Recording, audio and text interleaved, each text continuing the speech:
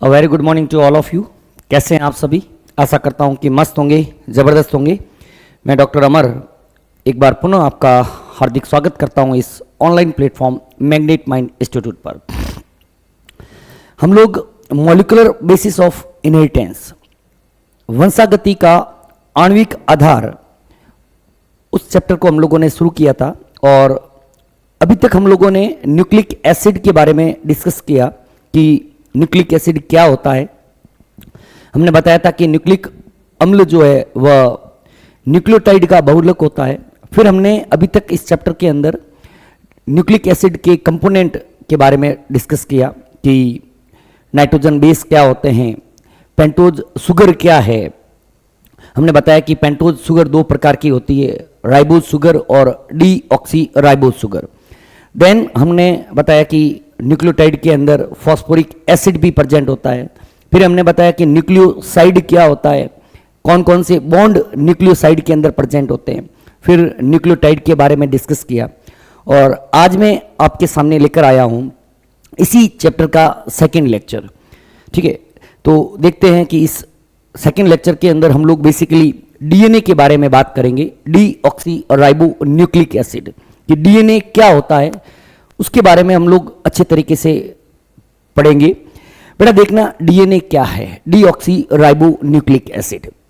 हम सब जानते हैं कि डीएनए जो होता है वह अधिकांश जीवों के अंदर आनुवंशिक पदार्थ या जेनेटिक मटेरियल के रूप में काम करता है।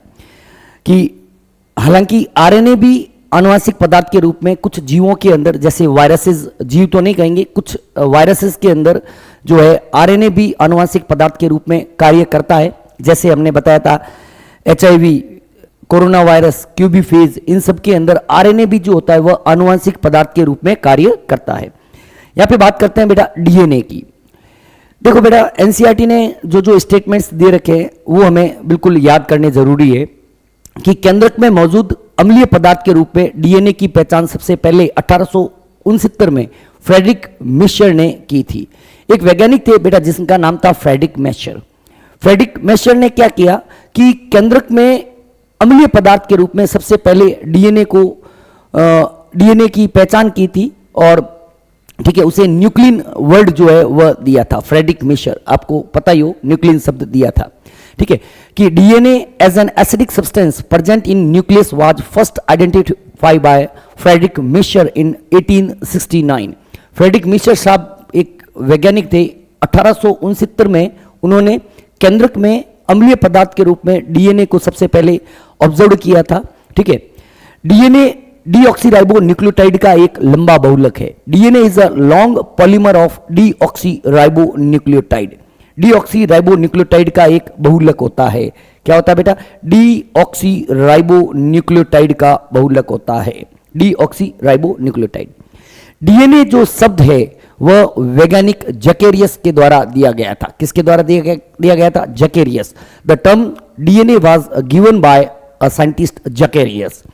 DNA is negatively charge. बेटा डीएनए और आरएनए दोनों ही जो होते हैं वह नेगेटिवली चार्ज होते हैं। हमने बताया था कि फॉस्फेट समूह की उपस्थिति के कारण डीएनए के ऊपर ऋणावेश जो है वह उपस्थित होता है।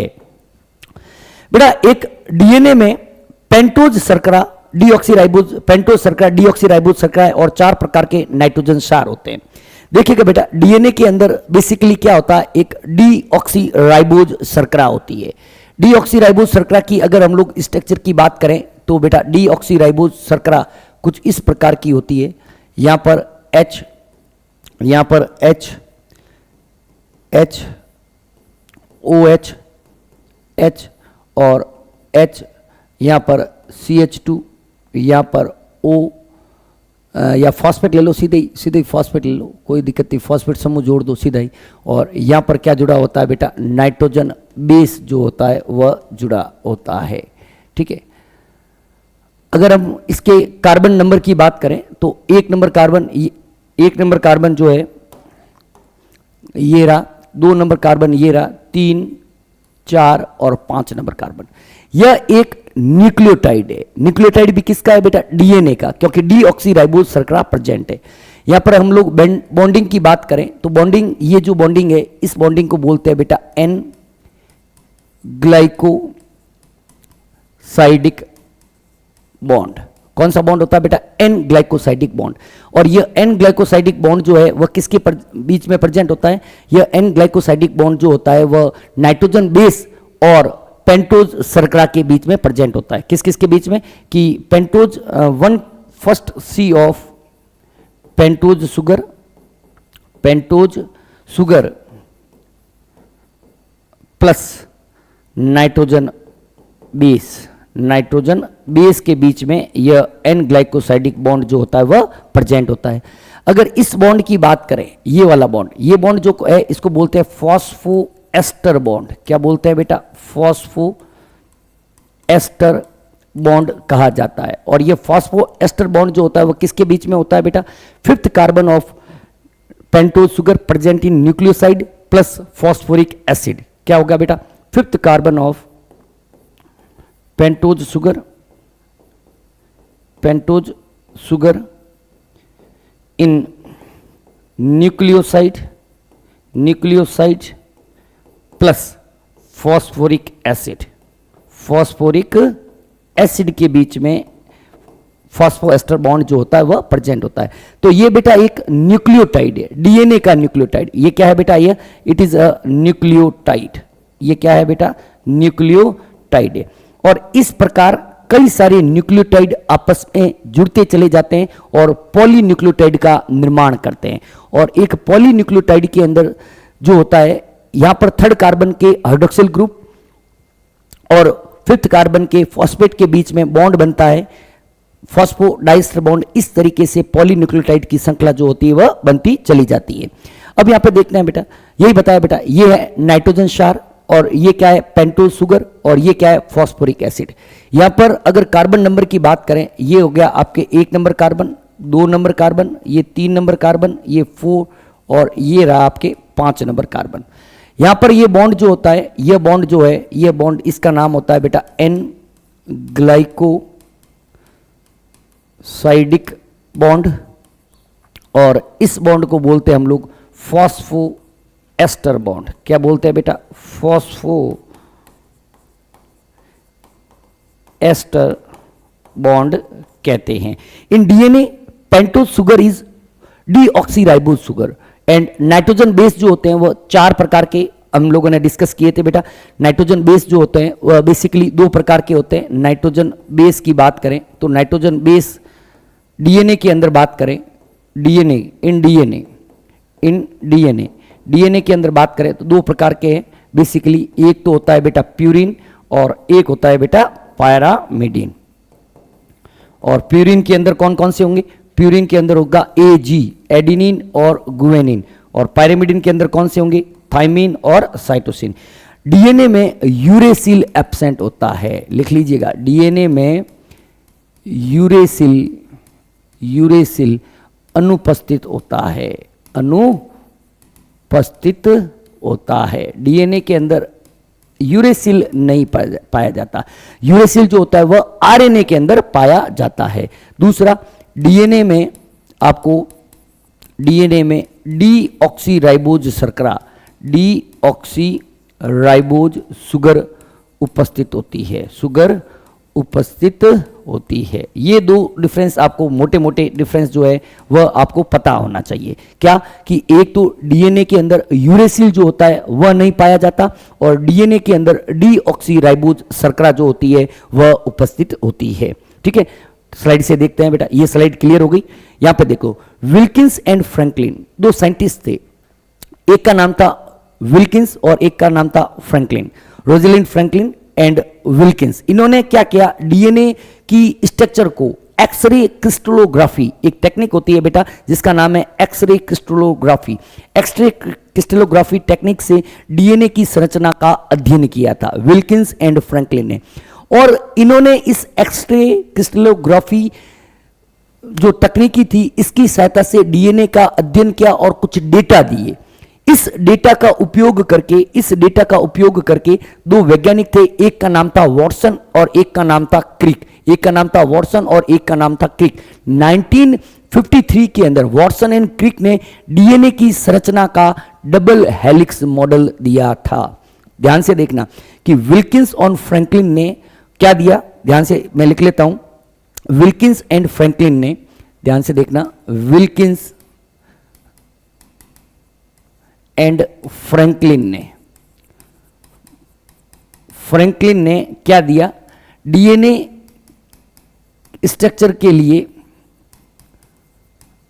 एक आपको एक्सरे क्रिस्टलोग्राफी का डेटा दिया। इस डेटा को यूज करते हुए साइंटिस्ट वाटसन एंड क्रिक ने डीएनए डबल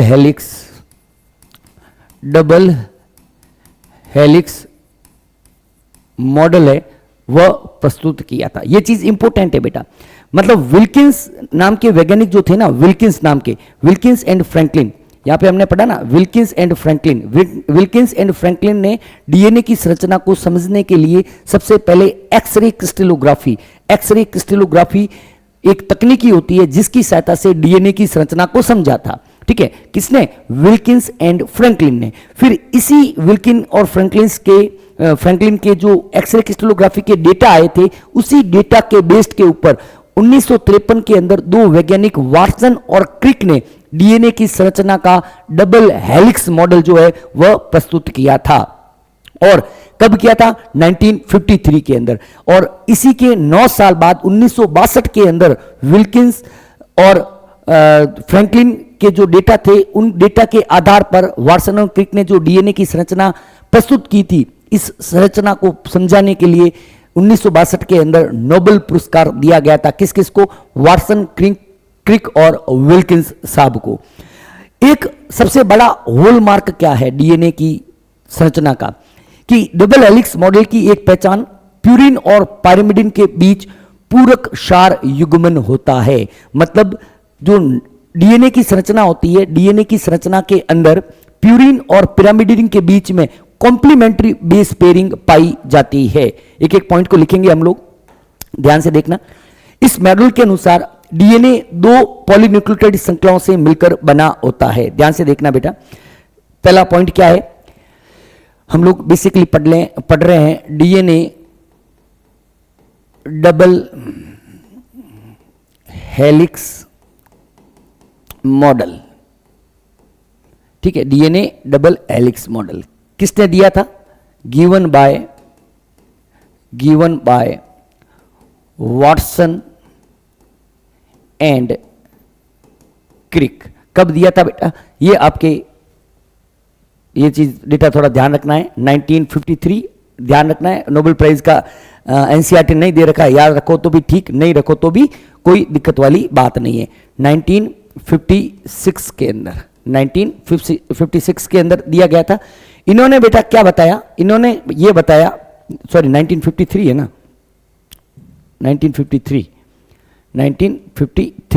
इन्होंने क्या बताया कि डीएनए की संरचना के अंदर 2 पॉलीन्यूक्लियोटाइड श्रृंखलाएं होती है, 2 पॉलीन्यूक्लियोटाइड श्रृंखलाएं होती है जो एक दूसरे के प्रति समानांतर उपस्थित होती है। क्या कहा इन्होंने? क्या कहा कि DNA is composed of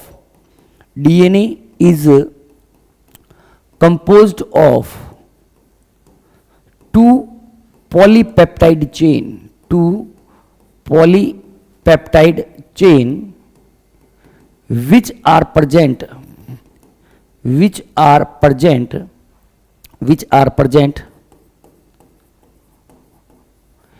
anti-parallel to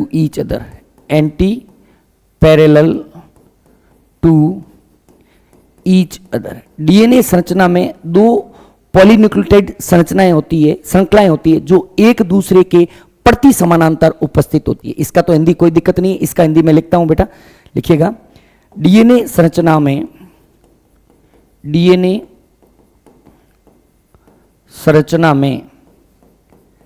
2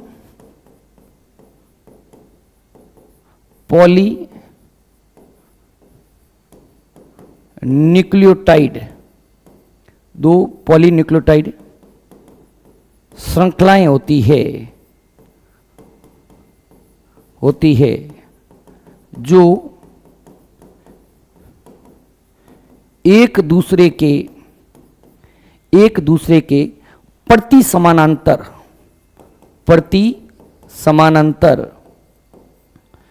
उपस्थित होती है, एक दूसरे के प्रति समानांतर उपस्थित होती है। अब आपके माइंड के अंदर एक क्वेश्चन आएगा कि सर प्रति समानांतर का मतलब क्या होता है। बेटा प्रति समानांतर को समझने के लिए हमें एक पॉलीन्यूक्लियोटाइड का जो है डायग्राम बिल्कुल माइंड के अंदर क्लियर होना चाहिए। देखना बेटा, मैं एक पॉलीन्यूक्लियोटाइड श्रृंखला बनाता हूं, एक ही बनाएंगे हम लोग, ठीक है। देखो इधर ये आपके हो गया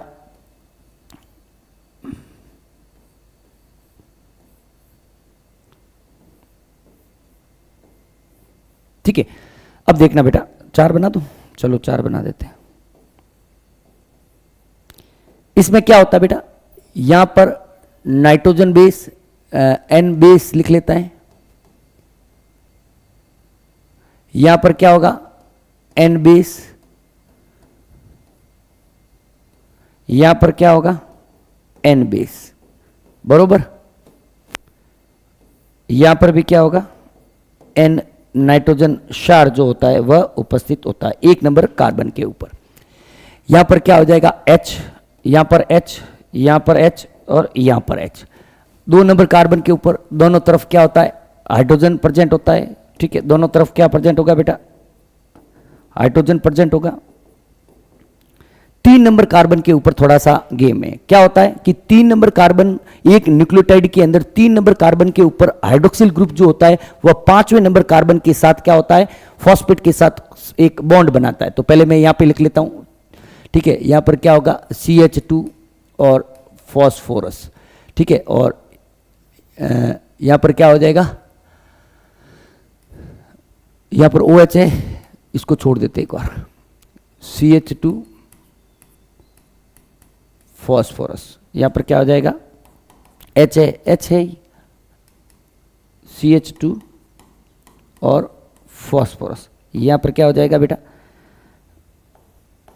OH H H CH2 5 number. अब देखो बेटा कार्बन नंबर देखते हैं, 1 2 3 4 और 5। 1 नंबर 2 नंबर 3 कार्बन 4 कार्बन और 5 carbon. 1 number carbon 2 number carbon 3 number carbon 4 number carbon 5 number carbon. 1 2 3 4 और 5। ध्यान से इधर देखना बेटा, जो 3 नंबर कार्बन पे हाइड्रोक्सिल था उस वो हट गया और यहां पर एक क्या बन गया, यहां पर एक बॉन्ड बन गया, वो हट गया और यहां पर एक क्या बन गया बेटा बॉन्ड बन गया। यहां पर भी क्या बन गया बेटा एक बॉन्ड बन गया। एक मिनट, यहां पर भी एक क्या बन गया बेटा बॉन्ड बन गया। यहां पर क्या हुआ, यहां पर भी एक बॉन्ड बन गया, यहां पर भी एक क्या बन गया, इनके बीच में बॉन्ड बन गया। और इस बॉन्ड को हम लोग क्या बोलते हैं फॉस्फो डाई एस्टर बॉन्ड, ठीक है।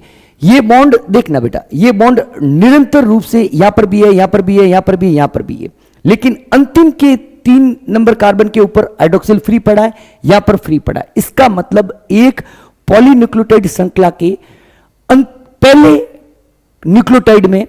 न्यूक्लियोटाइड पर सिरों के एक सिरे पर उपस्थित न्यूक्लियोटाइड पर 5वें नंबर कार्बन पर फॉस्फेट समूह मुक्त अवस्था में उपस्थित है, जिसे हम लोग 5' सिरा कहते हैं। और अंतिम पर 3 नंबर कार्बन पर हाइड्रोक्सिल सिरा मुक्त होता है, जिसे हम लोग क्या बोलते हैं 3' एंड कहते हैं। ध्यान से देखना, लिखिएगा इसको, एक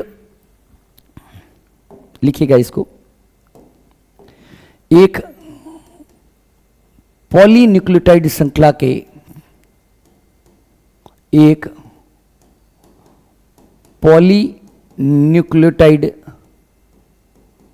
श्रृंखला के एक सिरे पर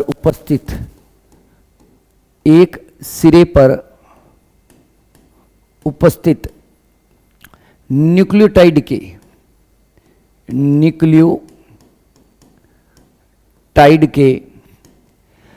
5 नंबर कार्बन पर फॉस्फेट समूह मुक्त अवस्था में पाया जाता है। फॉस्फेट समूह मुक्त अवस्था में पाया जाता है, जिसे 5' सिरा या 5' फॉस्फेट सिरा कहते हैं। 5' फॉस्फेट सिरा कहते हैं। क्लियर कहानी ये बेटा कि एक पॉलीन्यूक्लियोटाइड श्रृंखला में हमने क्या देखा कि एक पॉलीन्यूक्लियोटाइड श्रृंखला के एक सिरे पर जो न्यूक्लियोटाइड है उसके ऊपर 5 नंबर कार्बन पर फॉस्फेट समूह जो है वह मुक्त पड़ा है, उसे हमने कह दिया 5' एंड। क्या लिख रहे हैं कि इन इंग्लिश मीडियम लिखिएगा, इन polynucleotide chain, in a polynucleotide chain, the nucleotide of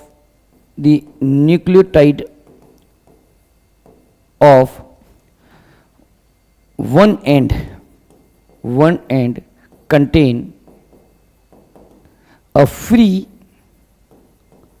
phosphate group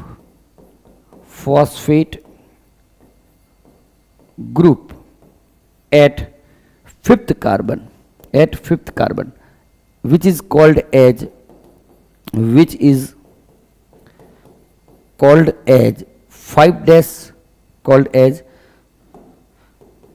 5' end or 5' phosphate end. Is that clear बेटा? अब देखो बेटा, ये तो हमने एक सिरे पर बात कर ली, दूसरे सिरे पर क्या होगा? 3 कार्बन पर हाइड्रोक्सिल जो है वह आपके मुक्त पड़ा है, इसको क्या बोलेंगे? 3' एंड। दूसरा भी लिखिएगा इसी तरह इंग्लिश मीडियम बाद में लिखवाता हूं। इसी तरह इसी पॉलीन्यूक्लियोटाइड श्रृंखला के पॉलीन्यूक्लियोटाइड श्रृंखला के दूसरे सिरे पर उपस्थित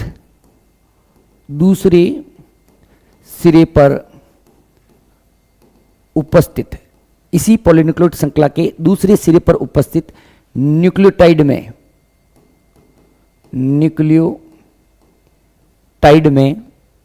में थर्ड कार्बन पर OH समूह या जिसको हम लोग बोलते हैं बेटा हाइड्रोक्सिल समूह मुक्त अवस्था में पाया जाता है। मुक्त अवस्था में पाया जाता है, जिसे 3' सिरा या 3' हाइड्रोक्सिल सिरा कहते हैं। क्लियर है कहानी बेटा? मतलब एक एंड पर पॉलीन्यूक्लियोटाइड श्रृंखला के एक न्यूक्लियोटाइड में एक सिरे पर 5वें नंबर कार्बन पर फॉस्फेट फ्री है और दूसरे अंतिम पर 3' के ऊपर हाइड्रोक्सिल जो है वह फ्री है। Same at the other end of polynucleotide the nucleotide contain free hydroxyl group at third carbon, which is called as 3' end or 3' hydroxyl end of DNA. Is that clear बेटा? Clear है? मतलब अगर मैं कह रहा हूं बेटा ये एक DNA की श्रृंखला है, एक चेन की बात करें तो इस एक चेन के अंदर, चलो आगे अगले स्लाइड के ऊपर ले लेते हैं। मैं कह रहा हूं अगर ये एक श्रृंखला है तो इस एक श्रृंखला के एक सिरे पर क्या है बेटा, इसको बोलेंगे 5 डैश एंड, और इसको क्या बोलेंगे बेटा 3 डैश एंड। बेसिकली इसका मतलब क्या है, इसका मतलब यह है कि यह इस डीएनए की श्रृंखला के अंदर यहां पर 5 डैश फॉस्फेट पी समूह है, 5 डैश फॉस्फेट समूह मुक्त पड़ा है, और यहां पर क्या है 3 डैश OH समूह जो है वह मुक्त पड़ा है। क्लियर है, ये एक पॉलीन्यूक्लियोटाइड श्रृंखलाएं होती है। फिर हमने कहा कि डीएनए के अंदर इसी तरह एक श्रृंखला और होगी, एक श्रृंखला इस तरीके से होगी, वह इसके एंटी पैरेलल होगी, मतलब उसके यहां पर 3 डैश OH समूह होगा और यहां पर क्या होगा 5 डैश फॉस्फेट समूह होता है। इसी को हम लोग क्या बोलते हैं, इसी को बोलते हैं प्रति समानांतर, एंटी पैरेलल। क्या बोलते हैं बेटा, एंटी पैरेलल, प्रति समानांतर, प्रति समानांतर। मतलब एक श्रृंखला 5 डैश से 3 डैश सिरे की तरफ प्रेजेंट होती है और दूसरी श्रृंखला 3 डैश और 5 डैश के रूप में व्यवस्थित होती है। सॉरी, प्रति समानांतर का मतलब लिखते हैं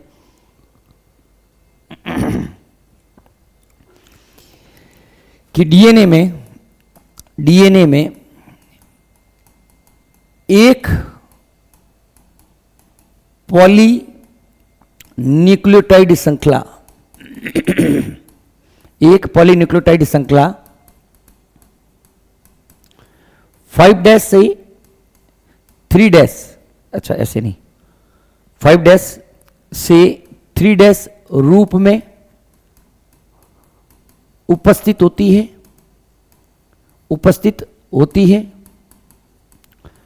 वह दूसरी श्रृंखला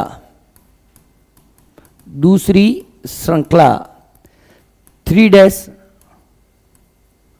5 डैश के रूप में उपस्थित होती है। मतलब एक चेन 5 डैश से 3 डैश के रूप में प्रेजेंट है और दूसरी चेन जो होगी वह 3 डैश से 5 डैश के रूप में प्रेजेंट होती है। लिखिएगा English medium. In DNA one polynucleotide chain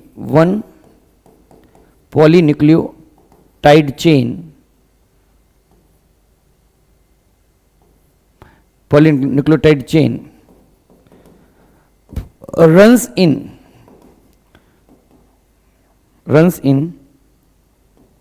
5 dash to 3 dash direction and other chain runs in 3 dash to 5 dash direction, and that is called as anti parallel nature. इसी को हम लोग प्रति समानांतर कहते हैं। यहां तक हम लोग देखो इस चीज को हम लोग पढ़ रहे थे। क्या कहा कि according to this model DNA is composed of 2 polynucleotide chain. ये हमने डिस्कस कर लिया कि डीएनए श्रृंखला के अंदर 2 पॉलीन्यूक्लियोटाइड श्रृंखलाएं होती है और दोनों श्रृंखलाएं both polynucleotide chains are complementary and antiparallel to each other. अभी हमने पढ़ा एंटी पैरेलल को पढ़ा है, अभी कॉम्प्लीमेंट्री में बाद में बताता हूं। एंटी पैरेलल मतलब प्रति समानांतर का मतलब क्या होता है कि बेटा एक श्रृंखला अगर 5 डैश से 3 डैश डायरेक्शन में रन कर रही है तो दूसरी श्रृंखला जो होती है वह 3 डैश टू 5 डैश डायरेक्शन के अंदर रन करेगी। क्लियर है कहानी यहां तक? अब बात करते हैं एक दूसरे के पूरक क्या होते हैं, कॉम्प्लीमेंट्री क्या होती है। देखना बेटा, ये तो हमने बात कर ली, ये हमने किसकी बात करी बेटा, एंटी पैरेलल की पूरी बात कर दी। कॉम्प्लीमेंट्री का मतलब देखते हैं बेटा। कॉम्प्लीमेंट्री का मतलब हम लोग देखते हैं, कॉम्प्लीमेंट्री का मतलब डीएनए, अगला पॉइंट तीसरा ले लेते हैं, तीसरा पॉइंट ले लेते हैं क्योंकि इसके कंटिन्यू कर रहे हैं हम लोग। आई थिंक इसके कंटिन्यू कर रहे हैं, ठीक है ना, इसके कंटिन्यू कर रहे हैं तो नोट्स आप उस हिसाब से बनाइएगा। हालांकि किसी भी तरह की कोई दिक्कत आएगी नहीं, पूरे आपको पीडीएफ के रूप में मिल जाएंगे। दोनों पॉलीन्यूक्लियोटाइड श्रृंखलाएं, दोनों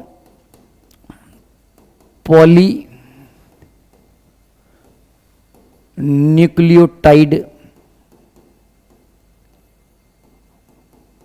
श्रृंखलाएं एक दूसरे की पूरक होती है, एक दूसरे की पूरक होती है। बोथ चेन,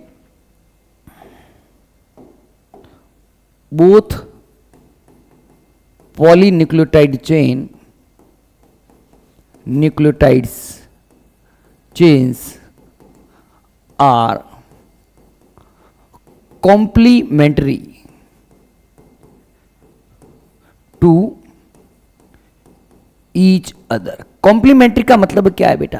बेटा देखना, नाइट्रोजन क्षार जो होते हैं ना, वो नाइट्रोजन क्षार एक दूसरे के साथ हाइड्रोजन बंध बनाकर रहते हैं। नाइट्रोजन क्षार एक दूसरे के साथ जब हाइड्रोजन बंध बनाएंगे तो एक प्यूरिन के सामने हमेशा एक पिरामिडिन आता है। एक प्यूरिन के सामने क्या आता है? एक पिरामिडिन आता है। और प्यूरिन अगर एडिनिन है तो उसके सामने पिरामिडिन क्या होगा? थाइमिन होगा। और अगर प्यूरिन ग्वानिन है तो उसके सामने पिरामिडिन क्या होगा? साइटोसिन होगा। इसका भी मतलब लिख लेते हैं। इसका मतलब क्या है बेटा? इसका मतलब यह है कि डीएनए में लिखिएगा, डीएनए में दोनों पॉली न्यूक्लियोटाइड श्रृंखलाएं आपस में हाइड्रोजन बंध की सहायता से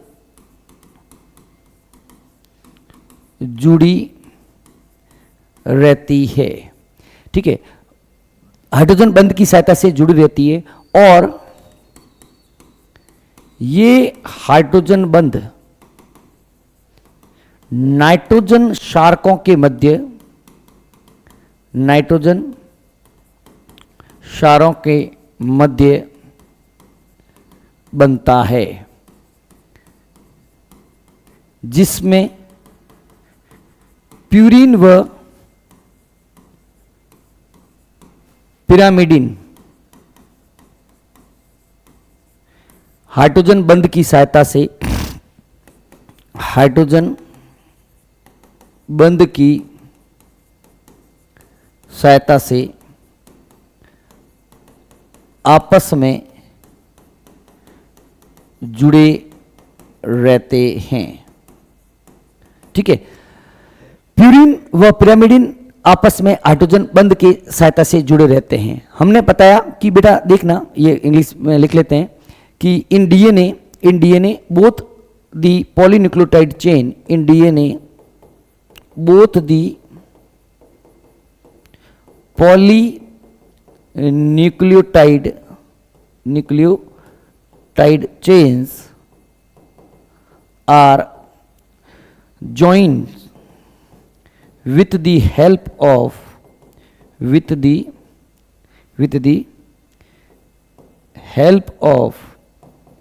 hydrogen bond, and these hydrogen bonds are present between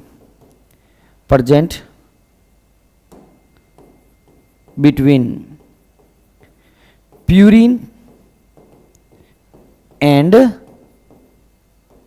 pyrimidine। ठीक है बेटा, अब देखना बेटा, हमने बताया था कि प्यूरिन जो होती है वह दो तरीके की होती है। प्यूरिन कौन सी होती है बेटा? प्यूरिन जो होती है डीएनए के अंदर दो तरीके की होती है। एक तो होती है बेटा एडिनिन और एक क्या होती है बेटा? ग्वानिन। ठीक है, जबकि पायरामिडिन जो होती है ना, पायरामिडिन भी आपके डीएनए के अंदर दो तरीके की होती है। एक तो होती है बेटा थाइमिन और एक होती है बेटा साइटोसिन। ठीक है, तो एक्चुअली क्या होता है कि डीएनए के अंदर प्यूरिन और पिरामिडिन के बीच में आपको हाइड्रोजन बंध देखने को मिलेगा। हाइड्रोजन बॉन्ड जो है वह प्रेजेंट होता है। एक प्यूरिन दूसरे पिरामिडिन के साथ हाइड्रोजन बॉन्ड बनाती है। और हाइड्रोजन बॉन्ड भी बेटा स्पेसिफिक होते हैं, यूं नहीं है कि कोई भी किसी के साथ बना लेगा। एडिनिन हमेशा थायमिन के साथ जुड़ता है और ग्वानिन जो होता है वह हमेशा साइटोसिन के साथ जुड़ता है। एडिनिन और थायमिन के बीच में मतलब 2 हाइड्रोजन बॉन्ड प्रेजेंट होते हैं। कितने हाइड्रोजन बॉन्ड प्रेजेंट होते हैं? 2 हाइड्रोजन बॉन्ड प्रेजेंट होते हैं। ग्वानिन और साइटोसिन के बीच में बेटा 3 हाइड्रोजन बॉन्ड्स जो होते हैं प्रेजेंट होते हैं।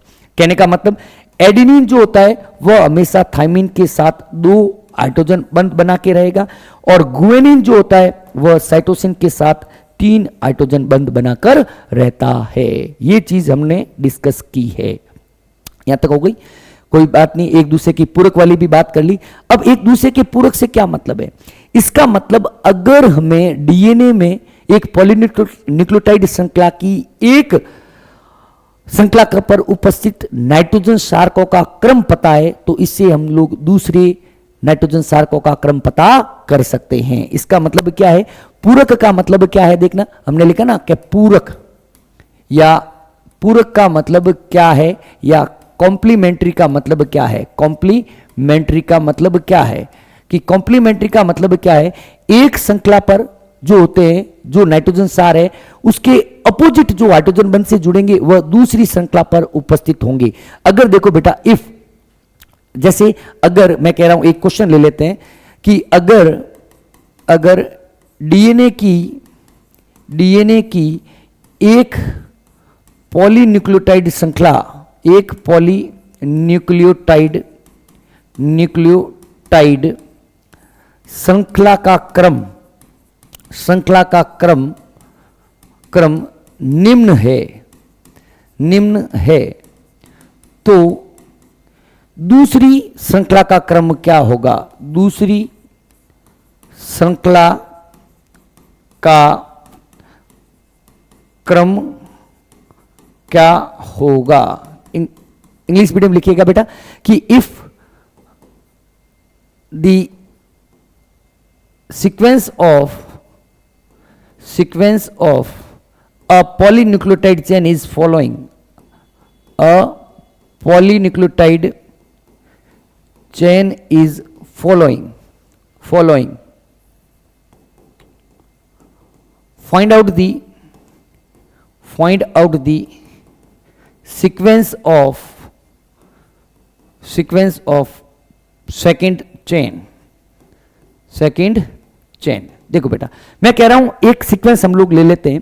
जैसे मैंने सीक्वेंस ली कि 5' adenine, thymine, guanine, cytosine, adenine, thymine, guanine, cytosine 3'।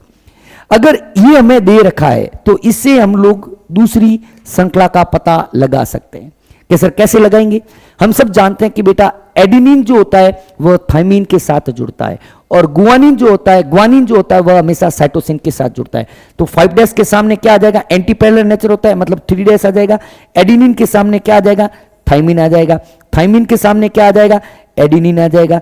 गुएनिन के सामने क्या आ जाएगा? साइटोसिन आ जाएगा। साइटोसिन के सामने क्या आ जाएगा? गुएनिन आ जाएगा।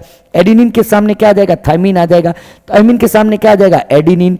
इसी तरह ग्वानिन के सामने साइटोसिन और साइटोसिन के सामने ग्वानिन और 3' के सामने क्या आ जाएगा?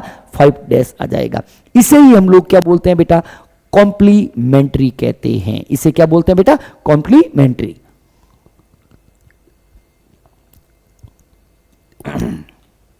इसे हम लोग पूरकता या कॉम्प्लीमेंट्री कहते हैं। आगे बढ़े, अब इस पॉइंट को बढ़ते हैं। ये हमने हालांकि बता दिया मैंने कि both strand of DNA are held together by hydrogen bond. These hydrogen bonds are present between nitrogen bases of both strand. DNA की दोनों श्रृंखलाएं हाइड्रोजन बंधों की सहायता से आपस में जुड़ी हुई रहती है और ये हाइड्रोजन बंध दोनों श्रृंखलाओं के नाइट्रोजन क्षारकों के बीच उपस्थित होते हैं। ये पॉइंट लिख लिया हमने। कहा कि एक पॉलीन्यूक्लियोटाइड श्रृंखला जो डीएनए है, डीएनए के अंदर 2 पॉलीन्यूक्लियोटाइड श्रृंखलाएं होती है और ये दोनों पॉलीन्यूक्लियोटाइड श्रृंखलाएं, एक ऐसे पॉलीन्यूक्लियोटाइड श्रृंखला और दूसरी इसके सामने, तो इनके बीच में क्या प्रेजेंट होगा बेटा? इनके बीच में इस तरीके से ये जो मैंने स्टाइलस लिया ना, इस तरीके से हाइड्रोजन बॉन्ड जो होते हैं वो प्रेजेंट होते हैं। और ये हाइड्रोजन बॉन्ड किसके बीच में जुड़ेंगे, किसके बीच में बनेंगे? ये हाइड्रोजन बॉन्ड बेटा नाइट्रोजन बेसिस, नाइट्रोजन सार्कों के बीच में बनेंगे। एडेनिन हमेशा थायमिन के साथ 2 हाइड्रोजन बॉन्ड बनाकर रहता है और गुआनिन हमेशा साइटोसिन के साथ 3 हाइड्रोजन बॉन्ड बनाकर उपस्थित होता है। एडेनिन 2 हाइड्रोजन बंध द्वारा थायमिन से जुड़ता है और साइटोसिन 3 हाइड्रोजन बंधों के द्वारा गुआनिन के साथ जुड़ा हुआ रहता है। क्लियर है कहानी? यहां पर लिखने की जरूरत नहीं है, लिखा हुआ है। नेक्स्ट देखना बेटा, फिर देखो बेटा क्या कहा मैंने, कहा कि ये एक डीएनए की श्रृंखला है। जैसे हम इस श्रृंखला की बात करें, ये एक श्रृंखला जा रही है, ये श्रृंखला कौन सी हो जाएगी? 5' और इसका दूसरा सिरा हो जाएगा 3'। ये इसका सिरा होगा 3' और दूसरा सिरा क्या हो जाएगा? 5'। इनके बीच में आपको यहां पर क्या देखने को मिलेंगे? ये क्या है बेटा? ये है आपके हाइड्रोजन बॉन्ड। ये क्या है बेटा? हाइड्रोजन बॉन्ड्स जो है वह प्रेजेंट होते हैं। हाइड्रोजन बॉन्ड नाइट्रोजन सार्कों के बीच में होंगे, ठीक है। इसका मतलब यहां तक अगर हम लोग डीएनए के अंदर बॉन्ड की बात करें, यहां तक एक बॉन्ड्स इन डीएनए, एक नई चीज ले लेता हूं मैं, बॉन्ड्स इन डीएनए की बात करें। बॉन्ड्स इन डीएनए, डीएनए के अंदर कौन कौन से बंध होते हैं? पहला बंध हमने पढ़ा एन ग्लाइकोसाइडिक बॉन्ड। कौन सा है बेटा? N glycosidic bond. दूसरा बॉन्ड कौन सा पढ़ा? दूसरा बॉन्ड पढ़ा हमने फॉस्फो एस्टर बॉन्ड। कौन सा बॉन्ड पढ़ा बेटा? Phosphoester bond. तीसरा बॉन्ड लेते हैं बेटा phosphodiester bond, phosphodiester bond. और चौथा बॉन्ड हम लोग लेते हैं बेटा कौन सा? Hydrogen bond. ये हमने 4 बंध जो है वह एक डीएनए के अंदर पढ़े। एक क्वेश्चन भी कराऊंगा, इन बंधों की संख्या हम लोग ज्ञात करेंगे। बेटा एन ग्लाइकोसाइडिक बॉन्ड जो होता है, अभी हमने पढ़ा था कि एन ग्लाइकोसाइडिक बॉन्ड किन के बीच में होता है? एन ग्लाइकोसाइडिक बॉन्ड जो होता है वह बेटा पेंटोज शर्करा और नाइट्रोजन सार के बीच में होता है। किसके बीच में प्रेजेंट होता है बेटा? Present between pentose sugar and nitrogen base. सही बात है गलत है? पेंटोज सुगर और नाइट्रोजन बेस के बीच में एन ग्लाइकोसाइडिक बॉन्ड होता है। वो फर्स्ट नंबर कार्बन पर होता है, इतना ज्यादा लिखेंगे डिटेल में तो वो हमने डिटेल में समझा है। एक चार्ट बना लेते हैं। फॉस्फो एस्टर बॉन्ड किसके बीच में प्रेजेंट होता है? प्रेजेंट बिटवीन पेंटोज सुगर या पेंटोज सुगर अगर नहीं लिखा है, pentose sugar and phosphoric acid. Pentose sugar की जगह न्यूक्लियोसाइड भी लिखा हो सकता है। पेंटोज सुगर इन न्यूक्लियोसाइड, पूरा लिख लेते हैं।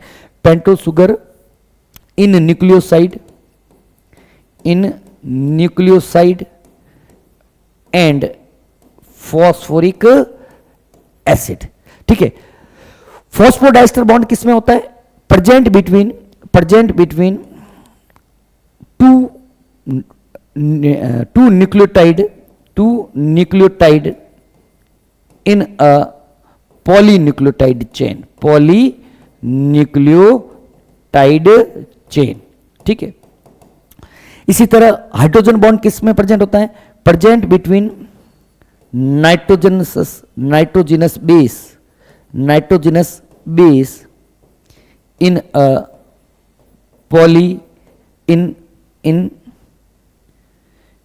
To polynucleotide chain. 2 पॉलीन्यूक्लियोटाइड श्रृंखलाओं के नाइट्रोजन शार्कों के बीच में प्रेजेंट होता है। क्वेश्चन हम लोग आगे करते हैं। ये अब देखते हैं बेटा, अब अगला पॉइंट। चलो क्वेश्चन एक कर लेते हैं यहां पर। चलो एक क्वेश्चन कर लेते हैं। लिखिएगा, एक बहुत अच्छा क्वेश्चन है, लिखिएगा। क्वेश्चन क्या है कि बंधों की संख्या ज्ञात करनी है। निम्नलिखित डीएनए में उपस्थित N glycosidic bond comma phosphoester bond comma phosphodiester bond व हाइड्रोजन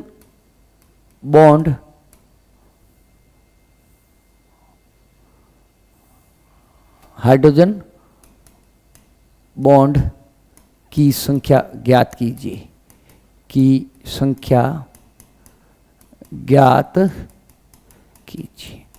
एक डीएनए दे देते हैं हम लोग और उस डीएनए के अंदर हमें बॉन्ड पता करने हैं। एक डीएनए में सिंपल सा लिख लेता हूं 5' ATGC ATGC 3' और 3' TACG TACG 5'।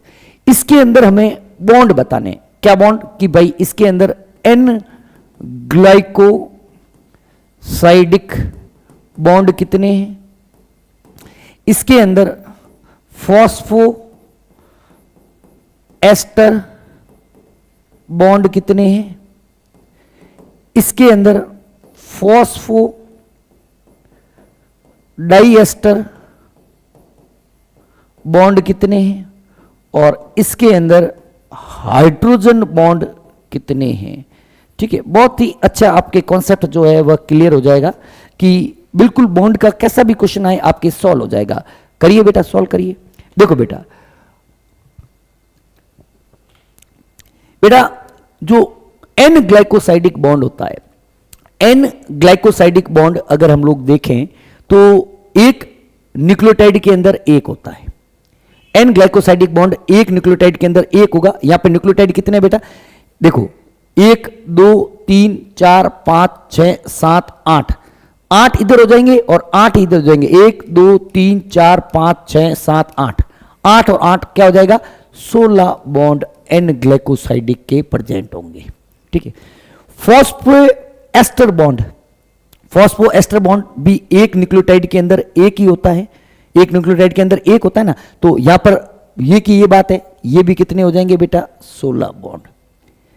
जबकि फॉस्फोडाइएस्टर बॉन्ड दो न्यूक्लियोटाइड के बीच में एक होता है, दो के बीच में एक, इसके और इसके बीच में एक, इसके बीच में दो, मतलब दो के बीच में एक है, तो ये 8 के बीच में कितने हो जाएंगे, 7, 7 इधर और 7 इधर कितने हो जाएंगे बेटा, 14th बॉन्ड जो है प्रेजेंट होंगे।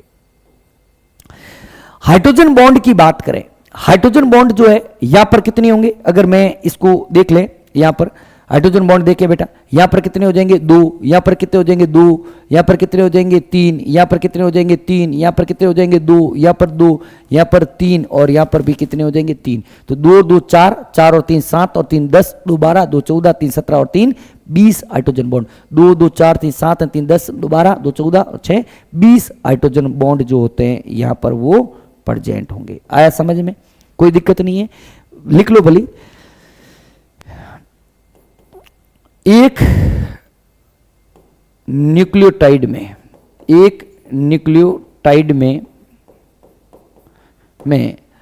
एन ग्लाइको ऐसे लिखते हैं, अगर हम लोग नोट्स लिखते नहीं है, थोड़ा शॉर्ट नोट्स बनाते हैं। अगर हम लोग बात करें एन ग्लाइकोसाइडिक बॉन्ड की और फॉस्फोएस्टर बॉन्ड की, तो बेटा ये होता है एक न्यूक्लियोटाइड में एक न्यूक्लियोटाइड में एक बॉन्ड होते हैं, जबकि अगर हम लोग बात करें फॉस्फोडाइएस्टर बॉन्ड की, तो बेटा ये जो होते हैं दो न्यूक्लियोटाइड में एक बॉन्ड होता है, दो न्यूक्लियोटाइड में एक बॉन्ड होगा। क्लियर है बेटा कहानी। यहां पे एक और क्वेश्चन कर लेते हैं, यहां पर एक और क्वेश्चन कर लेते हैं। निम्नलिखित में से निम्न में स्थायी डीएनए अनुक्रम कौन सा होगा, अनुक्रम कौन सा होगा। स्थायी डीएनए अनुक्रम की बात करते हैं। मैं 4 अनुक्रम लिख लेता हूं। एक लिख लिया मैंने 5' AT GC 3 डैश, दूसरा लिख लिया 5 डैश AG 3 डैश, ठीक है। तीसरा लिख लें 5 डैश AA 3 डैश, और फोर्थ मैंने लिख लिया 5 डैश GG 3 डैश। देखो बेटा, which is following which is stable DNA sequence, more stable DNA sequence। बेटा देखो, डीएनए के अंदर बाकी सभी बॉन्ड तो क्या होंगे, इक्वलिटी है। डीएनए के अंदर जो स्टेबिलिटी है, डीएनए के अंदर स्टेबिलिटी जो है वो हाइड्रोजन बंध के समानुपाती होगी, हाइड्रोजन बॉन्ड के समानुपाती होगी। जितने ज्यादा हाइड्रोजन बॉन्ड है उतने ही ज्यादा क्या होगी, उतने ही ज्यादा उसकी स्टेबिलिटी होगी। यहां पर ये चेन है तो सामने भी चेन ही होगी। यहां पर बॉन्ड अगर इसकी बात करें तो यहां पर हाइड्रोजन बॉन्ड कितने आ जाएंगे बताइए बेटा, 2 2 4 3 7 और 3 10 हाइड्रोजन बॉन्ड यहां पर कितने आ जाएंगे बेटा, 10 आ जाएंगे। 2 इसके सामने थाइमिन होगा तो वो 2 थाइमिन के सामने आयोडीन होगा, 2 2 4 4 और 3 6, 4 और 3 7 और 3 10। यहां पर देखिए बेटा, अगर यहां पर हाइड्रोजन बॉन्ड की बात करें, यहां पर हाइड्रोजन बॉन्ड की बात करें तो 2 3 5 और 2 7 और 3 10, यहां पर भी कितने आ जाएंगे बेटा, 10 आ जाएंगे। यहां पर देखें 2 दूनी, यहां पर अगर हाइड्रोजन बॉन्ड ए के सामने टी होगा, 2 2 4 2 6 2 8, यहां पर कितने हो जाएंगे बेटा, 8 बॉन्ड हो जाएंगे। यहां पर बात करें 3 जी के सामने सी होगा, 3 3 6 3 9 और 3 12, यहां पर हाइड्रोजन बॉन्ड कितने हो जाएंगे, 12। इसलिए ज्यादा हाइड्रोजन बॉन्ड 12 बॉन्ड होंगे, तो आंसर क्या चला जाएगा आपका, डी चला जाएगा। इस तरीके से बेटा हम लोग डेटा को काम में लेते हुए कॉन्सेप्ट को है जो है जनरेट करेंगे। क्लियर है बेटा। अब आगे हम लोग बात करते हैं, कहां तक पहुंचे, अब इसकी बात करते हैं बेटा। एक एक पॉइंट को कह रहा हूं ना, एक एक पॉइंट को आपको बहुत डिटेल के अंदर समझाया जाएगा।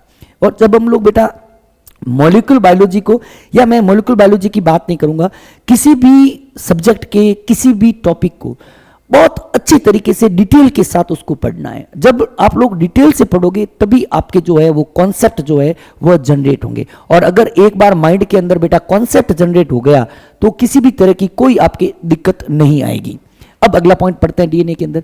इन a DNA molecules one purine is always pair with a pyrimidine, this generate approximately uniform distance between the two strands of DNA. बहुत अच्छा पॉइंट है, ध्यान से देखना कि डीएनए के अंदर क्या होता है, दोनों पॉलीन्यूक्लियोटाइड श्रृंखला के अंदर एक प्यूरिन जो होता है वह हमेशा दूसरे पिरामिडिन के साथ जुड़ता है। एक प्यूरिन हमेशा पिरामिडिन के साथ जुड़ेगा। प्यूरिन के सामने पिरामिडिन, प्यूरिन के सामने पिरामिडिन, प्यूरिन के सामने पिरामिडिन, या पिरामिडिन के सामने प्यूरिन, एज वेल कोई भी दिक्कत नहीं है कि प्यूरिन के सामने क्या आएगा, पिरामिडिन आएगा, पिरामिडिन के सामने क्या आएगा, प्यूरिन आएगा। इसकी वजह से डीएनए की दोनों श्रृंखलाओं के बीच में एक यूनिफॉर्म डिस्टेंस, एक निश्चित दूरी देखने को मिलती है। क्या देखने को मिलती है, एक निश्चित दूरी देखने को मिलती है। In DNA plane of one base pair stacks over the other in double helix, this is addition to hydrogen bond confirm stability of the helical structure of DNA। DNA में एक सार युग्म का तल डबल हेलिक्स के दूसरे के ऊपर ढेर हो जाता है। बेटा आप लोगों ने कभी एक कभी देखी होगी, कोई एक सीढ़ी आती है जिसके अंदर लकड़ियों से बनी होती है, लकड़ियां और रस्सियां जोड़कर सीढ़ी बनाई जाती है। उसको अगर हम लोग फोल्ड करेंगे तो एक लकड़ी का डंडा दूसरे लकड़ी के डंडे के ऊपर आएगा। तो हाइड्रोजन बॉन्ड का पैटर्न भी कुछ इस तरीके का प्रेजेंट होता है। एक हाइड्रोजन बॉन्ड का प्लेन दूसरे हाइड्रोजन बॉन्ड के प्लेन के जस्ट एक दूसरे के क्या रहेगा, ऊपर रहेगा, जिसकी वजह से इसको स्टेबिलिटी, हाइड्रोजन बॉन्ड के साथ साथ इसको स्टेबिलिटी इसकी वजह से भी मिलती है कि the plane of one hydrogen bond is just stacks to the other. एक का तल दूसरे के तल के क्या रहेगा बेटा, इस तरीके से ऊपर, कुंडलन बाद में होगा, एक दूसरे के उपस्थित ऊपर रहेगा, जिसकी वजह से उसको क्या मिलती है बेटा, स्टेबिलिटी, स्थायित्व जो है वह प्राप्त होता है। आगे देखो बेटा, ये पढ़ लिया, ये पढ़ लिया, ये पढ़ लिया। आगे देखो बेटा, ये एक पॉलीन्यूक्लियोटाइड श्रृंखला जो एनसीईआरटी ने अपने बुक के अंदर दे रखी है, उसी को हम लोग अच्छे तरीके से रीड कर लेते हैं। बेटा देखो, ये एक पॉलीन्यूक्लियोटाइड चेन है, ये एक पॉलीन्यूक्लियोटाइड चेन है जो 5' से 3' की तरफ मूव कर रही है। दूसरी चेन 3 डैश से 5 डैश की तरफ मूव करेगी। ठीक है, इनके अंदर जो कार्बन का नंबर देखें, कार्बन का नंबर बेटा 1 नंबर कार्बन, ये रहा 2 नंबर कार्बन, ये रहा 3 नंबर कार्बन, ये 4 नंबर कार्बन और ये 5 नंबर कार्बन। यहां पर अगर कार्बन का नंबर देखें तो बेटा ये रहा 1 नंबर कार्बन, ये रहा 2 नंबर कार्बन, ये रहा 3 नंबर, ये 4 नंबर और ये 5 नंबर कार्बन। बॉन्डिंग की अगर बात करें तो देखो बेटा ये बॉन्ड कौन सा हो गया, ये आपके हो गया एन ग्लाइकोसाइडिक बॉन्ड। ठीक है, ये वाला बॉन्ड कौन सा हो जाएगा, चलो ये वाला नहीं, कार्बन के आगे वाला होगा ना, ये वाला बॉन्ड कौन सा हो जाएगा, ये वाला हो जाएगा बेटा फॉस्फो एस्टर बॉन्ड हो जाएगा। ये बॉन्ड अगर कौन सा है, ये वाला हो जाएगा फॉस्फो डाई एस्टर बॉन्ड हो जाएगा। और ये क्या हो जाएंगे बेटा, ये हो जाएंगे आपके हाइड्रोजन बॉन्ड। ध्यान से देखना बेटा, क्वेश्चन ये भी आ सकता है कि ये डायग्राम दे दे और एबीसीडी लिख के इनके बॉन्ड का जो है नाम आपको पूछ ले, तो everything must be clear in your mind. Otherwise concept अगर थोड़ा सा फ्लक्चुएट करेगा तो आपके नेगेटिव मार्किंग के चांसेस ज्यादा होंगे। कॉन्सेप्ट के अंदर किसी भी तरह का फ्लक्चुएशन अपन को देखने को नहीं मिलना है। कॉन्सेप्ट मस्ट बी क्लियर, बहुत अच्छे तरीके से कॉन्सेप्ट को क्लियर करते हुए चलना है। किसी भी तरह का डायग्रामेटिक क्वेश्चन आ सकता है, उससे की मना नहीं किया जा सकता। ये एक डीएनए के अंदर बेस पेयर जो होता है वो बीच के अंदर रहते हैं। सुगर फॉस्फेट जो होती है वह सुगर और फॉस्फेट मिलकर बैकबोन बनाती है। शुगर फॉस्फेट की क्या होती है, बैकबोन, और अंदर की तरफ बेस जो है वह स्टैक करके रहते हैं। ठीक है, आगे बढ़ते हैं बेटा। अब देखना बेटा, एक साइंटिस्ट थे जिनका नाम था इरविन चारगाफ। अच्छा ये भी चलो डिस्टेंस वगैरह देख लेते हैं। इरविन चारगाफ नाम के एक वैज्ञानिक थे। इरविन चारगाफ ने एक इक्विवेलेंसी रूल दिया था। इन्होंने क्या बताया, in a double stranded DNA the amount of purine nucleotide is always equal to amount of pyrimidine nucleotide. एक डीएनए के अंदर, एक डबल स्टैंडर्ड डीएनए के अंदर, सिंगल स्टैंडर्ड की बात नहीं करेंगे, एक डबल स्टैंडर्ड डीएनए के अंदर एक प्यूरिन की जो अमाउंट होगी वह हमेशा पिरामिडिन के बराबर होगी। सिंपल सी बात है बेटा। हम लोग सभी जानते हैं कि पॉलीन्यूक्लियोटाइड श्रृंखला के अंदर प्यूरिन हमेशा पिरामिडिन के साथ जुड़ता है। प्यूरिन हमेशा किसके साथ जुड़ेगा, पिरामिडिन के साथ। तो जितने प्यूरिन होंगे उतने ही पिरामिडिन होंगे। ये तो वो वाली बात हो गई कि सर एक शादी है, एक शादी के अंदर 10 दूल्हे हैं, तो सर दुल्हनें कितनी होगी, दुल्हनें भी 10 होगी। सीधी सी बात है, 9 और 11 थोड़ी होगी कि जितने दूल्हे हैं उतनी दुल्हनें हैं, जितने प्यूरिन है उतने ही क्या होते हैं, पिरामिडिन होते हैं। प्यूरिन बराबर पिरामिडिन। प्यूरिन के कैसे लिख सकते हैं हम लोग, प्यूरिन होते हैं 2 प्रकार के, ए प्लस जी। तो ए प्लस जी किसके इक्वल हो जाएगा बेटा, थायमिन और साइटोसिन के इक्वल हो जाएगा। क्लियर है। अगर मैंने कहा ए प्लस जी बराबर है टी प्लस सी, तो इसको अगर मैं इसके नीचे ले लेता हूं A plus G divide by T plus C, equal to 1 आएगा कि नहीं आएगा, इक्वल टू 1 आएगा। और देखो ऑल्सो एडेनिन थायमिन के इक्वल होगा, ग्वानिन साइटोसिन के इक्वल होगा। सीधी सी बात है, एडेनिन किसके साथ जुड़ता है, थायमिन के साथ, और ग्वानिन किसके साथ जुड़ता है, साइटोसिन के साथ। तो इनका अमाउंट भी क्या होगा, इक्वल होगा। क्लियर है कहानी। आगे बढ़ते हैं। क्षार अनुपात एक किसी भी स्पीसीज के लिए, ध्यान से रखना, किसी भी स्पीसीज के लिए A plus T divide by G plus C हमेशा क्या रहेगा, कांस्टेंट रहेगा। A plus G, A plus T divide by G plus C जो है वह हमेशा किसी भी स्पीसीज के लिए क्या रहेगा, कांस्टेंट रहेगा। स्पीसीज स्पेसिफिक होता है। ठीक है। ए टाइप डीएनए, ए एक टी प्रकार का DNA, GC type DNA, eighty type DNA और जीसी टाइप डीएनए 2 प्रकार के होते हैं।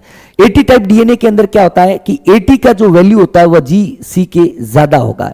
ठीक है। और यहां पर जीसी का ये इतना एनसीईआरटी ने दे नहीं रखा है, ज्यादा आपको भी कंफ्यूज होने की जरूरत नहीं है। एटी टाइप के डीएनए के अंदर एटी का जो नंबर होता है वह ज्यादा होता है, और जीसी के टाइप डीएनए के अंदर जीसी का नंबर जो होता है वह ज्यादा होता है। 1 मिनट बेटा, मैं बैटरी चेंज कर लेता हूं। बैटरी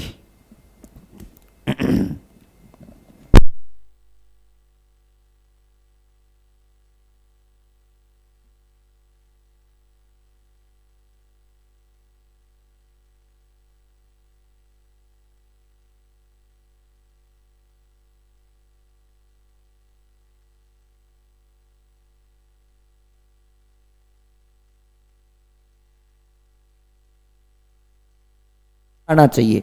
बायो लोग क्या कहते हैं कि रट लो, रटना थोड़ी है बेटा, बायो हम लोग रट सकते ही नहीं, क्या रटोगे। ठीक है, ये बेटा ठीक है कि एटी टाइप डीएनए क्या होता है, इन्हें डीएनए अगर एटी का नंबर ज्यादा है और जीसी का क्या है थोड़ा कम है तो उसे हम लोग एटी कहेंगे, और जीसी का ज्यादा है एटी का कम है तो उसको जीसी कहेंगे। यह बेसिकली आपको यूकैरियोटिक डीएनए के अंदर देखने को मिलता है, यह आपको प्रोकैरियोटिक डीएनए के अंदर देखने को मिलता है। फिर देखो बेटा, अच्छा एक चीज और यहां पर भूल गए चलो आगे करते हैं। ये आपको जीनोम साइज जो है एनसीईआरटी ने दे रखी है। जीनोम साइज की बात करें 5x174 का जीनोम साइज जो होता है 5386 न्यूक्लियोटाइड होता है। लैम्डा बैक्टीरियोफेज का होता है 48,502 बेस। ई कोलाई की बात करें 4.6 × 10⁻6 होती है। ह्यूमन हैप्लॉइड की बात करें 3.3 × 10⁻9। डिप्लॉइड की बात करें 6.6 × 10⁻9। ये तो बेटा नॉर्मल सी चीज है, आपको जीनोम की साइज जो है बिल्कुल याद होनी चाहिए। आगे देखते हैं, चलो फिर बेटा हम लोग कुछ क्वेश्चंस जो है वो आपके सामने मैं लेकर आया हूं। The two DNA strands of DNA, two strands of DNA are held together by. DNA के दोनों रज्जुक किसके द्वारा एक साथ जुड़े होते हैं। डीएनए के दोनों रज्जुक हमने अभी बताया, दोनों रज्जुकों के बीच में हाइड्रोजन बंध जो है वह पाया जाता है। क्या पाया जाता है, हाइड्रोजन बंध पाया जाता है। पेप्टाइड बॉन्ड किसके बीच में होता है बेटा, पेप्टाइड बॉन्ड होते हैं between amino acids, amino acids in a polypeptide chain, polypeptide chain. दो एक पॉलीपेप्टाइड चेन के अमीनो एसिड के बीच में। फॉस्फोडाइस्टर बॉन्ड अभी हमने पढ़ा between two nucleotide in a between two nucleotide in a polynucleotide chain, in a polynucleotide chain। Hydrogen bond हमने पढ़ लिया between nitrogen base, between nitrogen base. और एसएस बॉन्ड जो होते हैं सल्फर डाइसल्फाइड बॉन्ड जो होते हैं आपको एक एंटीबॉडी की श्रृंखला के अंदर देखने को मिलते हैं। वो अब लोग बाद में हम जब इम्यूनिटी पढ़ेंगे तब लोग डिस्कस कर लेंगे। तो क्या हो जाएंगे, हाइड्रोजन बॉन्ड। ठीक है, हाइड्रोजन बॉन्ड हमने पढ़ाया था कि according to the Watson and Crick model the two polynucleotide chain of DNA are antiparallel and are held together by hydrogen bond form between the complementary nitrogen bases. ठीक है, adenine जो होता है वह थाइमिन के साथ 2 हाइड्रोजन बॉन्ड बना के रहता है, और गुआनिन जो होता है वह साइटोसिन के साथ 3 हाइड्रोजन बॉन्ड जो है वह बनाकर रहता है। एडेनिन हमेशा थाइमिन के साथ 2 हाइड्रोजन बॉन्ड बना के रहेगा, और गुआनिन जो होता है वह साइटोसिन के साथ 3 हाइड्रोजन बंध जो है बनाकर रहता है। आगे देखिए बेटा, अगला question, which of the following is correct for Watson and Crick model. यही चीज बेटा मैंने आपको एक्चुअली मैं सोच रहा था कि आपको क्वेश्चन के साथ में ही, अच्छा एक आगे क्यों चले गए। अच्छा ये बेटा यहाँ पे थोड़ा एक डेटा रह गया था, ध्यान से इस डेटा को पहले हम लोग कर देते हैं। बेटा देखना, एक डीएनए, सामान्य डीएनए की बात करें, सामान्य डीएनए जो होता है वह होता है बी डीएनए। कौन सा होता है बेटा, बी डीएनए। एक सामान्य या नॉर्मल डीएनए की बात करें, नॉर्मल डीएनए की बात करें, वह नॉर्मल डीएनए होता है आपका बी डीएनए। बी डीएनए के अंदर आपको राइट कोइलिंग देखने को मिलेगी, राइट कोइलिंग। आगे पढ़ेंगे लेफ्ट कोइलिंग भी होती है। राइट कोइलिंग का मतलब डीएनए की जो दोनों श्रृंखलाएं होती है उसके अंदर राइट ट्विस्ट देखने को मिलेगा। तो इसका जो डायामीटर आता है, इसका डायामीटर आता है बेटा 20 एंगस्ट्रॉम। ठीक है, और एक कुंडलन की जो लंबाई होती है, एक हेलिक्स की जो लंबाई होती है वह होती है आपके 34 एंगस्ट्रॉम। कितनी होती है, 34 एंगस्ट्रॉम होती है एक हेलिक्स की लंबाई। और एक हेलिक्स में अप्रोक्सीमेट इन अ हेलिक्स अप्रोक्सीमेट आपको 10 बेस पेयर देखने को मिलते हैं। तो बेटा मुझे बताओ, एक हेलिक्स की लंबाई 34 एंगस्ट्रॉम है जिसके बीच में 10 इस तरीके से बेस पेयर देखने को मिलते हैं, तो 2 बेस पेयर के बीच में डिस्टेंस कितनी हो जाएगी, 34 डिवाइड बाय 10, 3.4 एंगस्ट्रॉम जो है वह आ जाएगी कि नहीं आ जाएगी। सिंपल से 3 डेटा ध्यान रखने हैं। Diameter of DNA B DNA 20 angstrom, the pitch of one helix 34 angstrom and the distance between two nitrogen base is 3.4 angstrom. तीनों चीज एंगस्ट्रॉम में ध्यान रखो, नैनोमीटर को भूल जाओ, याद हो जाएगी। 20 angstrom, 34 angstrom, 3.4 angstrom. 20 angstrom diameter है, 34 एंगस्ट्रॉम एक हेलिक्स लेंथ है, दो नाइट्रोजन बेस के बीच में 3.4 एंगस्ट्रॉम का डिस्टेंस देखने को मिलता है। अब हम लोग क्वेश्चन करते हैं, क्या कह रहा है, विच of the following is correct, which of the following is correct for Watson and Crick's model of DNA it is diplex with. Watson और क्रिक के डीएनए मॉडल के अनुसार निम्नलिखित में से कौन सा सही है? सही की बात करते हैं। 10 base pair and 34 angstrom angstrom distance for every turn, प्रत्येक घुमाव के लिए 10 सार युग्म और 3.4 दूरी एंगस्ट्रॉम प्रत्येक 10 सार युग्म, 10 सार नहीं होते, 10 बेस पेयर्स, ठीक है। 10 base pair and 3.4 angstrom distance for each turn off spiral 10 tree. एक मिनट, ये क्या कह रहा है question? According to the distance between base pair is 3.4, option A be incorrectly stated। 3.4 is the distance for a full turn। ये क्या कह रहा है? 10 base pair and every turn नहीं, 10 base pair and 3.4 angstrom for every turn. Every turn के लिए 3.4 angstrom जो है वह रॉन्ग हो जाएगा। ये भी एवरी टर्न की बात कर रहा है, ये भी गलत हो जाएगा। 20 बेस पेयर ये हो जाएगा गलत, ये ही D none of the above answer है। इसको देख लीजिएगा, यहाँ से बहुत अच्छे तरीके से हमने डिटेल में समझ लिया है कि एक हेलिक्स की लंबाई जो होती है वह होती है 34 एंगस्ट्रॉम और दो नाइट्रोजन शार्कों के बीच में जो दूरी होगी, ये खड़ी दूरी जो होगी वह आपके हो जाएगी 3.4 एंगस्ट्रॉम। नेक्स्ट क्वेश्चन देखना, चारगाफ के नियम किस पर लागू होते हैं? बेटा चारगाफ के जो नियम होते हैं ना, चारगाफ, एडविन चारगाफ जो साइंटिस्ट थे, उन्होंने जो इक्विवेलेंसी रूल दिए थे, ये हमेशा डबल स्टैंडर्ड डीएनए पर ही लागू होते हैं। कभी भी चारगाफ के नियम सिंगल स्टैंडर्ड डीएनए के ऊपर लागू नहीं होते हैं, आरएनए के ऊपर भी लागू नहीं होते हैं। एकल रज्जुक डीएनए नहीं, एकल रज्जुक डीएनए और द्विरज्जुक डीएनए नहीं, सिंगल स्टैंडर्ड आरएनए नहीं, केवल डबल स्टैंडर्ड डीएनए के ऊपर ही चारगाफ के नियम जो होते हैं वह एप्लीकेबल होते हैं। नेक्स्ट देखिएगा बेटा, यही पढ़ लिया हमने कि चारगाफ ने formulated that for a double stranded DNA the ratio between adenine and thymine and guanine and cytosine are constant and equal to 1. It is based on complementary base pairing which does not exist in a single stranded nucleic acid। अभी कुछ question कराऊंगा मैं आपको। अगला question देखना, nucleotides are linked by, हमने पढ़ा था कि न्यूक्लियोटाइड्स आपस में किसके द्वारा जुड़े होते हैं? दो न्यूक्लियोटाइड्स के बीच में फॉस्फोडाइएस्टर बॉन्ड पाया जाता है। हाइड्रोजन बॉन्ड, बेटा हाइड्रोजन बॉन्ड तो किसके बीच में होता है? It occurs between nitrogen base, ठीक है, नाइट्रोजन बेसिस के बीच में होता है। ये आंसर नहीं होगा। फॉस्फोडाइएस्टर बॉन्ड जो है वह आंसर हो जाएगा। पेप्टाइड बॉन्ड अभी हमने बताया कि पेप्टाइड बॉन्ड किस में बीच में होगा? Present between amino acids, amino acids in a polypeptide chain, polypeptide chain के बीच में होता है। आयनिक बॉन्ड, आयनिक बॉन्ड का कोई यहां पर अपने जिक्र नहीं है। केमिस्ट्री वाले सर से आप लोग ज़्यादा डिटेल में, मुझसे ज़्यादा केमिस्ट्री तो आप लोग जानते ही हो, वैसे भी बायो भी जानते हो, क्योंकि एक स्टूडेंट अगर जब अच्छे ढंग तक पढ़ लेता है लास्ट तक तो वह टीचर से ज़्यादा जानता है। ये बिल्कुल मेरा पर्सनल एक्सपीरियंस है।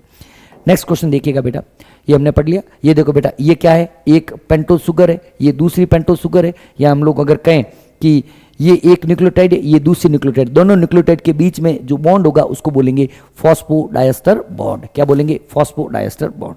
अगला क्वेश्चन देखिएगा, which one of the following pair is a purine pair? कौन सा इसमें एक प्यूरिन बेस है? क्या कह रहा है? Following which is a purine pair. बेटा देखो, प्यूरिन जो होती है ना, प्यूरिन हमने बताया कि प्यूरिन दो होती है, प्यूरिन होती है AG, और पायरिमिडिन जो होती है वह 3 होती है। डीएनए आरएनए की बात नहीं कर रहा है, थाइमिन, साइटोसिन एंड यूरेसिल। कैसे याद करने का तरीका बताया था कि पुराने जमाने के अंदर बीवी जो होती है, वाइफ जो होती है, अपने पति को किस नाम से बुलाती थी? OG, सुनते हो? अब तो OG का जमाना गया, थोड़ा कलयुग है। AG सुन रहे हो क्या? अब तो AG का भी शायद जमाना नहीं होगा, ठीक है। तो AG तो क्या है? प्यूरिन है, और स्कूल से पास होने के बाद हम लोग TC ले जाते हैं। यूरेसिल प्यूरिन की बात कर रहा है। प्यूरिन कौन से होते हैं बेटा? A और G। AG जहां पर है देख लो, AG जो है वह थर्ड ऑप्शन या C ऑप्शन के अंदर आपको देखने को मिल रहे हैं। क्लियर है बेटा? नेक्स्ट देखना बेटा, the two D strand of a double helix model of DNA are held together by hydrogen bond between किसके बीच में? हाइड्रोजन बॉन्ड नाइट्रोजन बेस के बीच में होता है, नाइट्रोजन बेसिस के बीच में होता है। सिंपल सी बात है, हाइड्रोजन बॉन्ड जो है वो नाइट्रोजन शार्कों के बीच में आपके प्रेजेंट होते हैं, नाइट्रोजन शार्कों के बीच में प्रेजेंट होते हैं। अगला क्वेश्चन, नाइट्रोजन सार। एक बेटा मैं क्वेश्चन यहाँ पे लिखवाता हूँ, ध्यान से ये क्वेश्चन कर लेते हैं, काफी कुछ आपके जो है वह कॉन्सेप्ट क्लियर हो जाएंगे। ध्यान से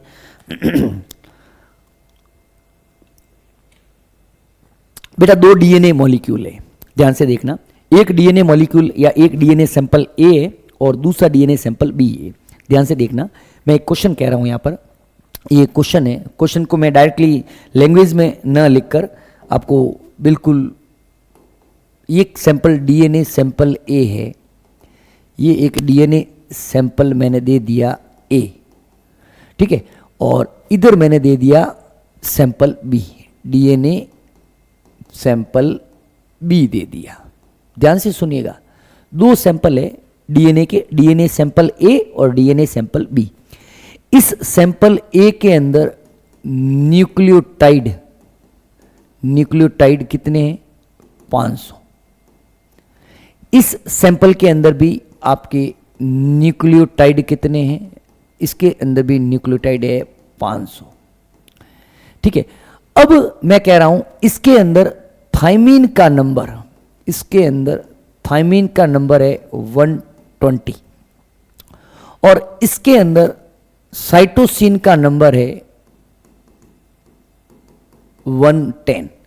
तो आपको बताना है which is more stable DNA, more stable DNA कौन सा है? ध्यान से समझना बेटा क्वेश्चन को, एक क्वेश्चन, ये क्वेश्चन कर लो, आपका पूरा लगभग कॉन्सेप्ट जो है वह क्लियर हो जाएगा। क्या कह रहा हूं, आपके सामने डीएनए के दो सैंपल दे रखे हैं, एक सैंपल ए है और दूसरा सैंपल जो है वह बी है। सैंपल ए में 500 न्यूक्लियोटाइड्स है और सैंपल बी में भी 500 न्यूक्लियोटाइड है। सैंपल ए में थाइमीन का नंबर दे रखा है 120 और सैंपल बी के अंदर साइटोसिन का नंबर दे रखा है 110। आपको फाइंड आउट करना है कि कौन सा ज्यादा स्थायी डीएनए, मोर स्टेबल डीएनए, सबसे स्थायी डीएनए, ज्यादा स्थायी डीएनए, सबसे नहीं, आपको ज्यादा स्थायी डीएनए को आइडेंटिफाइड करना है। देखो बेटा सिंपल सी बात है, अगर हमें स्टेबिलिटी या स्थायित्व पता करना है तो हम सभी जानते हैं कि जो स्टेबिलिटी होती है डीएनए के अंदर, जो स्टेबिलिटी है, stability is directly proportional to number of hydrogen bond, number of hydrogen bond. अगर हम लोग डीएनए की बात करें तो, ठीक है, डीएनए की बात करें तो डीएनए के अंदर जो स्थायित्व है वह हाइड्रोजन बंधों की संख्या के आधार पर निर्धारित होता है। अगर किसी भी तरीके से हम लोग यहां पर इस क्वेश्चन के अंदर हाइड्रोजन बंधों की संख्या ज्ञात कर लें तो हम लोग बता सकते हैं कि कौन सा स्टेबल डीएनए। कोई बात नहीं, पता लगा देंगे, बिल्कुल पता लगा देंगे। कैसे पता लगाएंगे देखना बेटा, मुझे बताओ, अगर मैं इस डीएनए के अंदर हाइड्रोजन बॉन्ड पता कर लूं, इसमें हाइड्रोजन बॉन्ड पता कर लूं, जिसमें ज्यादा होंगे वो ज्यादा होगा। देखते हैं, पता करते हैं। देखिएगा बेटा, यहां पर थाइमीन कितना है, अगर मैं कह रहा हूं इफ थाइमीन कितने 120, तो मुझे बताइए एडिनिन भी कितने होंगे 120, क्योंकि एडिनिन हमेशा थाइमीन के साथ जुड़ता है। एडिनिन अगर 120 है तो थाइमीन भी कितने हो जाएंगे 120। तो मुझे बताओ एडिनिन और थाइमीन दोनों का जोड़ कितना हो जाएगा 120 प्लस 120 इक्वल टू 240, होगा कि नहीं होगा? कैसा होगा? अब मुझे बताओ इस डीएनए के अंदर गुआनिन और साइटोसिन का नंबर पता कर सकते हैं? कैसा कर सकते हैं। तो मुझे बताओ गुआनिन प्लस साइटोसिन कितना हो जाएगा? टोटल कितने थे 500, माइनस कर लूं 240। गुएनिन और साइटोसिन कितने आ जाएंगे 500 माइनस 240 260। गुएनिन और साइटोसिन आपके आ गए 260, दोनों का नंबर 260 है, दोनों बराबर होते हैं। तो ग्वेनिन कितना हो जाएगा? ग्वेनिन आ जाएगा सर 130 और साइटोसिन कितना आ जाएगा 130। अब देखना बेटा, यहां से आगे लेता हूं, मुझे बताओ इस डीएनए के अंदर टोटल अगर हम लोग बात करें तो टोटल क्या आया कि एडिनिन आ गया आपके 120, थाइमिन आ गया 120, ग्वेनिन आ गया 130 और साइटोसिन आ गया 130। देख लो, टोटल कर लो, 500 के करीब हो आएगा। मुझे बताओ बेटा, एक एडिनिन और एक थाइमिन के बीच में 2 हाइड्रोजन बॉन्ड होते हैं, तो 120 एडिनिन और 120 थाइमिन के बीच में कितने हाइड्रोजन बॉन्ड हो जाएंगे कि सर 2 से गुणा कर लो। मैं कह रहा हूं देखो कि इस डीएनए के अंदर एडिनिन और थाइमिन ऐसे लिख लूं और ग्वेनिन और साइटोसिन 3 हाइड्रोजन बॉन्ड ऐसे लिख लूं, कैसे लिख लो, थोड़ा नीचे लिख ले रहे, ठीक है। एडिनिन थाइमिन इधर लिख लिया और ग्वेनिन और साइटोसिन 3 हाइड्रोजन बॉन्ड। एडिनिन और थाइमिन के कितने जोड़े हैं कि सर 120 जोड़े हैं, तो इस 120 को मैं 2 से मल्टीप्लाई कर लेता हूं, कितना आ जाएगा 240, ठीक है 240 आ जाएगा। अब मैं कह रहा हूं ग्वेनिन और साइटोसिन का कितना जोड़ा है, ग्वेनिन साइटोसिन का जोड़ा तो 130 का है सर, 130 को मैं 3 से मल्टीप्लाई कर लूं, क्योंकि एक ग्वेनिन और साइटोसिन के बीच में 3 हाइड्रोजन बॉन्ड होते हैं, ये कितना हो जाएगा 3 0 था 0, 3 3 था 9, 3 1 था 1, तो 3 1 था 3, ये टोटल हाइड्रोजन बॉन्ड कितने होंगे 0, 4 9 13, 1 2 3 और 3 6, यहां पर 630 हाइड्रोजन बॉन्ड आएंगे। अब इधर हम लोग हाइड्रोजन बॉन्ड की संख्या ज्ञात करें। मुझे बताओ इफ साइटोसिन 110 तो ग्वेनिन भी कितना हो जाएगा 110, ग्वेनिन प्लस साइटोसिन कितना हो जाएगा 110 प्लस 110 बराबर 220, तो एडिनिन प्लस थाइमिन कितना हो जाएगा 500 माइनस 220 बराबर 280। एडिनिन कितना हो जाएगा, एडिनिन आ जाएगा 140 और थाइमिन कितना आ जाएगा 140, ग्वेनिन कितना आ जाएगा 110 और साइटोसिन कितना आ जाएगा 110। कर लो, adenine double bond thymine, guanine triple bond cytosine, adenine thymine का कितना जोड़ा है 140 का, ग्वेनिन साइटोसिन का कितना है 110 का, एडिनिन थाइमिन को मल्टीप्लाई कर दूं 2 से कितना आ जाएगा 280, ग्वेनिन साइटोसिन 110 को मल्टीप्लाई कर दूं 3 से 330, ये कितना आ जाएगा 0 8 610, यहां पर आया 610 हाइड्रोजन बॉन्ड, इधर आया हाइड्रोजन बॉन्ड 630, तो मोर स्टेबल डीएनए क्या हो जाएगा, ये आपके जो है ये वाला डीएनए मोर स्टेबल डीएनए होगा, मोर स्टेबल डीएनए, ये चीज समझ में आई। और ये वाला जो हो जाएगा लेस स्टेबल डीएनए, ये आपके हो जाएगा बेटा लेस स्टेबल डीएनए। क्लियर है कोई? चलिए बेटा इस तरीके के और भी 1 2 क्वेश्चन कर लेते हैं। देखो बेटा सिंपल सा है अगला question, if double stranded DNA contain 20% thymine, then calculate the percentage of cytosine। Simple सा है बेटा, अब तो ऐसे क्वेश्चन बिल्कुल, थाइमिन अगर 20% है तो मुझे बताइए एडिनिन कितना हो जाएगा 20%, तो ग्वेनिन और साइटोसिन कितना हो जाएगा 20 और 20 ये 40 हो गए, 100% माइनस 40%, ग्वेनिन और साइटोसिन कितना आ जाएगा आपके 60%, ग्वेनिन हो जाएगा 30% और साइटोसिन कितना हो जाएगा बेटा 30%। ठीक है, कोई दिक्कत नहीं, जिसका पूछा उसको आंसर लगा दो। एक और क्वेश्चन देखना, देखो बेटा जैसे एक क्वेश्चन है बेटा, अगर डीएनए में कुछ मैं आपको सीक्वेंस देख रखा हूं, तो परसेंटेज दे रखा हूं और उसको आपको पता लगाना है कि वह डीएनए सैंपल कैसा होगा। मैं कह रहा हूं बेटा एडिनिन दे रखा है 20%, थाइमिन दे रखा है 20%, ग्वेनिन दे रखा है 30% और साइटोसिन दे रखा है 30%, तो ये डीएनए कैसा होगा? ये डीएनए हो जाएगा बेटा आपके डबल स्टैंडर्ड। कैसा हो जाएगा? डबल स्टैंडर्ड डीएनए हो जाएगा।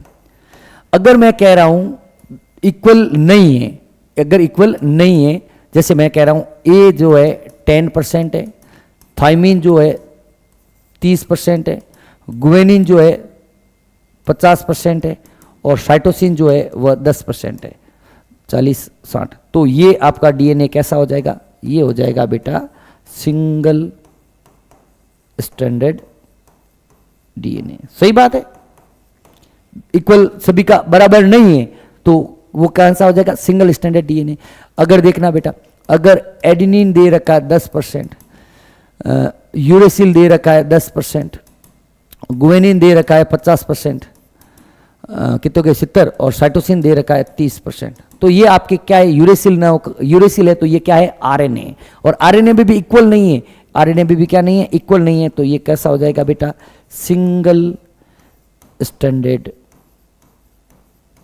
आरएनए। और अगर इक्वल है, एक और क्वेश्चन लिख लेते हैं, अगर एडेनिन 10% है, यूरेसिल 10% है 20, और गुएनिन 40% है, और साइटोसिन 40% है, तो ये क्या हो जाएगा, ये हो जाएगा आपके डबल स्टैंडर्ड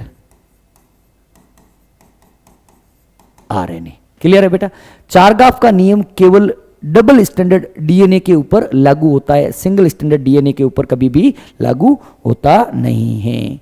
चलिए बेटा, आज की क्लास में इतना ही। नेक्स्ट हम लोग और इस चैप्टर को आगे की तरफ रन करेंगे। सेव कर लेता हूं, molecular basis of inheritance, save का स्टोरेज में, biology, molecular basis of inheritance का ये सेकेंड लेक्चर जो है, कई सारे क्वेश्चंस भी हम लोगों ने किए। आगे और क्वेश्चन मैं आपको बहुत बढ़िया कराऊंगा बेटा, बने रहिए हमारे साथ। बहुत ही अच्छे